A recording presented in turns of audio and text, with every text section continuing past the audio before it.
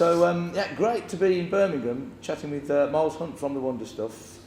It's the final date of the Slaver UK 2012 tour, which has also got Pop Will Eat Itself and Jesus Jones on its lineup, and it's gone so well. It has. We've already got the dates for 2013. Yeah. That must say something, Miles. It's a bit mad, isn't it, that? Yeah, they the tickets had sold really well, and about 4 or 5 weeks ago, the Academy got in touch with us and said, do you want to do it again next year? I mean, I'm going on the road with the Joneses and Pop Will Eat Itself, who are two bands of very dear friends. I've been good most nights. I've sent myself to bed. Unfortunately, I didn't make it to my bunk till 7:30 this morning, so I'm a little bit ropey, but I'm going to get back to the doing it together. But like a month ago, I'm like, am I going to even survive this first leg? Well, yeah, so, risky. Yeah, it's the last one tonight. I have survived it thus far, so no, it'd be brilliant to do it next year, and I'm so pleased that the Joneses and the Poppies said yes to doing it. And it's just for our era of bands, for our style of bands, it's a perfect bill, really. Yeah, absolutely, and for the fans as well, for people coming along to see us. There's a lot of chat on the social media saying exactly that. Well, and you got. We learned this last year. We went out and played with the Levelers, which there's probably not as much cross-pollinisation or whatever with us and the Levelers. I mean, we have known each other a long, long time. But us and the Poppies and the Joneses are kind of connected. It's and I think. We're all trying to be careful how we spend our money these days, and you got to give people value for money, really. Yeah, and that's obviously working tonight. Sold out. I think. Yeah, over the moon. Yeah. So people are coming along in their droves, Miles. Now, we were just talking there before the camera started rolling about the new incarnation of Pop Will Eat Itself. Yeah. And you were saying you think it's working really well? I think it's brilliant. I mean, it's probably heavier than the Poppies were back in the day. Obviously, you've lost one of the front men. Clint's on to other things these days. But when I heard that, Graham had asked Mary from Gay Bikers to play Clint, as it were, I was like, what an inspired choice that is. Like, it's absolutely perfect. And, there's been people had a knock at the Wonder Stuff. They call it Miles Hunt and his tribute band. Well, that's fine. If you don't like it, stay away. And same goes, if you don't like what Graham's done with his own band, then again, stay away if you don't like it. But what I think he's done, the album that they put out last year was brilliant. Graham was always the one that was, I've known him all my life. Graham was always the one that pushed the Pop Will Eat Itself brand forward. He named the band. He was the one that was like, let's do buzzsaw, electric guitars and put 5 songs on our first EP. Then he was the one that got into Public Enemy and the Beastie Boys, and they changed again. Then he was the one that got into industrial music, and it changed again. It's always been Graham's baby. I mean, that's not to say that the rest of the guys didn't play a brilliant part, because they were all brilliant, they were perfect, but it's Graham's thing. He's moving it on. The rest of the guys aren't involved in it anymore, and I love it. And of course, the Wonder Stuff as well freshened up the lineup. Yeah. And new albums, not only the new Wonder Stuff album, but also another part of the From Midlands with Love project as yes, well. Yes, it will be. Yeah, that's going to come out. We did a limited edition of 1,000 copies of the Oh No, It's the Wonder Stuff album, which is the original material. And we just wanted to get that out there for, we do a couple of songs in the set, and if anyone wanted to sing along with it, basically. So just put 1,000 out.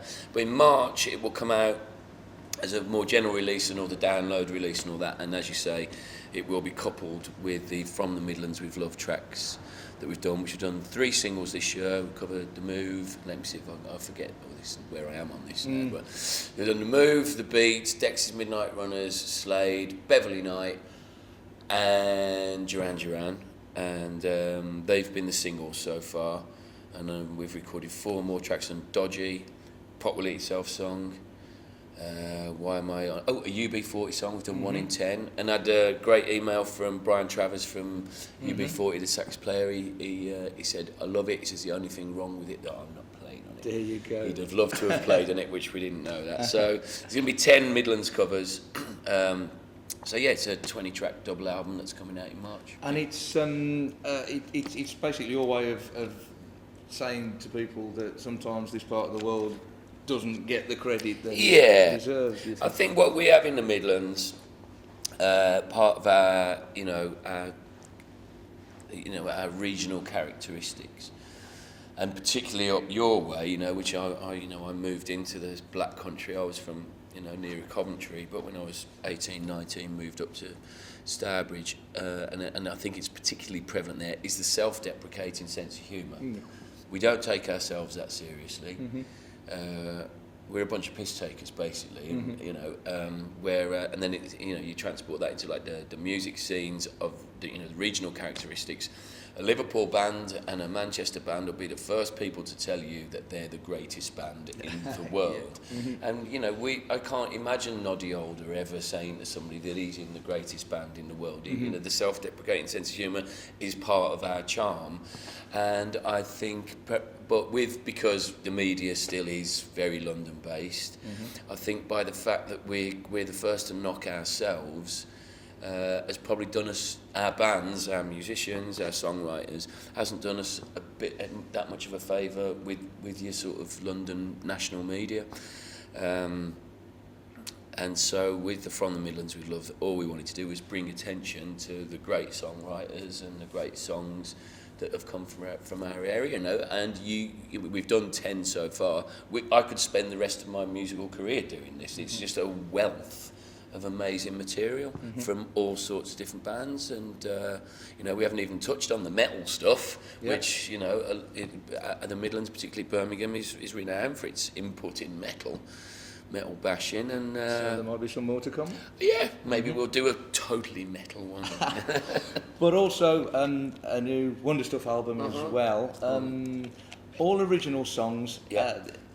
Having been sort of in the songwriting business for as long as you have, Miles, where do you get your inspiration from now? Where does it still come as easily as it did? It does, really, yeah. With this Stuffies album now, as opposed to just sitting on the sofa and seeing what comes out when I pick up a guitar, which is, say, the way I've made the recent records that me and Erica have done together, and then you record, I'm 46 years of age, so there's a bit of whining going on those records, and because we'd had the pleasure in the last few years of doing the 20th anniversary gigs for Eight Legged Groove Machine, Hub and Neville of Delvis, and playing songs that I would never have chosen to put in the sets, but they're on the album, so you got to do them, or they're the B-sides. And doing those gigs really was a great lesson in what the Wonder Stuff's audience want from the Wonder Stuff. They like it up tempo, they want us to hit the chorus before 60 seconds are up.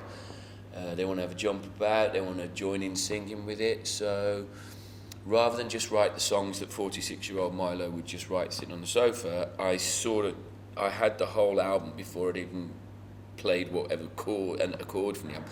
I had it all mapped out in my head I know how this has got to work for the Wonder Stuff's audience, and I learned it from just doing those 20th anniversary shows. Sure. So it's all very, very up-tempo.